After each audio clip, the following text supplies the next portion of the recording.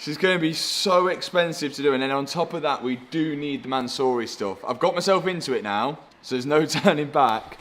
I genuinely think our option with the other car is going to be the best. I think there's no other way around it.